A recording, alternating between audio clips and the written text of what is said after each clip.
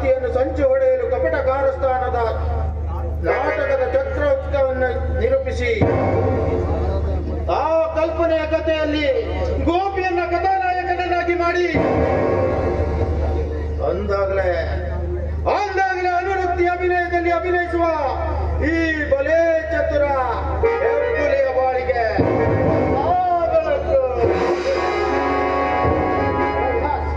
ಏನೋ ದೀರ್ಘಾಲೋಚನೆ ಮಾಡ್ತಿರ್ವಲ್ಲ, ಏನಯ್ಯ ನಿನ್ನ ಕಲ್ಪನೆಯ ಕನಸು? ಏನಿಲ್ಲ ಗೋಪಿ, ನನ್ನ ಸಿಸ್ಟರ್ ಬಗ್ಗೆ. ಸಿಸ್ಟರ್ ರತ್ನ? ಯಾರಕ್ಕೆ?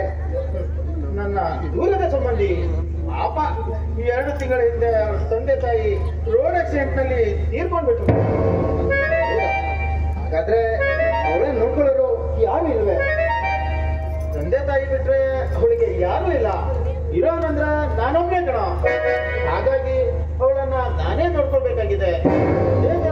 ಸಮಸ್ಯೆ ಆಗ್ಬಿಟ್ಟಿದೆ ಕಣ ನನಗೆ. ಪಾಪ ತಂದೆ ತಾಯಿ ಇಲ್ಲದವಳಿಗೆ ನೀನಾದ್ರೂ ಆಶ್ರಯ ಕೊಡ್ತೇ ಇದೆಯಲ್ಲ, ಇಲ್ಲೇ ಬಿಡು. ಹೌದು, ಅದೇ ಏನ್ ಮಾಡ್ಕೊಂಡಿದ್ದಾಳೆ? M.Com ಕಲ್ತರು ಅವಳಿಗೆ ಕೆಲಸನೇ ಸಿಗ್ಲಿಲ್ಲ. ಅಲ್ಲಿ ಸುಮ್ಮನೆ ಕೆಲಸದಲ್ಲಿ ದುಡಿಯೋದಕ್ಕಿಂತ ನನ್ನ ಮನೆಯಲ್ಲೇ ಆಚೆ ನೀಡಿ ಸೋದರಿಗಿಂತ ಹೆಚ್ಚಾಗಿ ಕಣ್ಣಲ್ಲಿ ಕಣ್ಣಿಟ್ಟು ಸಾಕ್ತಾ ಇದ್ದೀನಿ. ನಿನ್ನ ಔದಾರ್ಯತನಕ್ಕೆ ಮೆಚ್ಚಲೇಬೇಕು.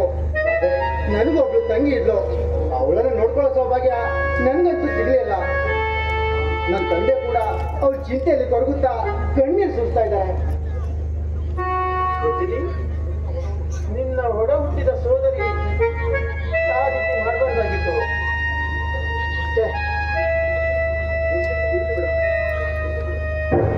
ಇರ್ಲಿ ಬಿಡು, ಅವರವರ ಅದೃಷ್ಟ. ಸಾಕು. ನಡೆ, ನಿನ್ನಲ್ಲೊಂದು ಗೌಪ್ಯ ವಿಷಯ ಹೇಳೋದಿದೆ. ಹೌದಾ? ಬಾ ಹೋಗೋಣ.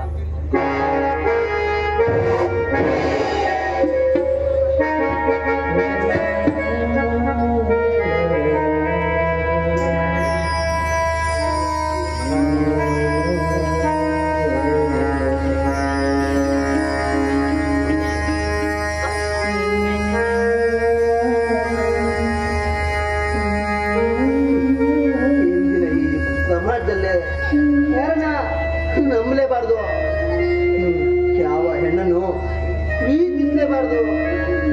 ಈ ಹೆಣ್ಣು ಈ ಪ್ರಪಂಚದ ಮಾಯೆ ಕಂಡ್ರು ಮಾಯೆ. ಆಪ್ತ ಸ್ನೇಹಿತ ಅಂದ್ರೆ ಆಪ್ತ ಮಿತ್ರ ಅನ್ಕೊಂಡಿದ್ದೆ.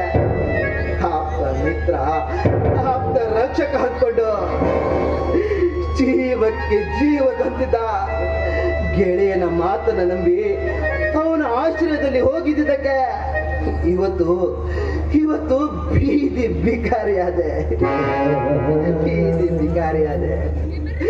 ರಜನಿ, ನಿನಗೋಸ್ಕರ ಸಾಗರದಷ್ಟು ಆಸೆಗಳನ್ನು ಇಟ್ಕೊಂಡು ಮನಸ್ಸಲ್ಲ ನೀನೇ ಅಂತ ನಿನ್ನ ಉಸಿರಿನಲ್ಲಿ ಹಗಲು ಇರುಳು ಅಂತ ಬರ್ತೆ.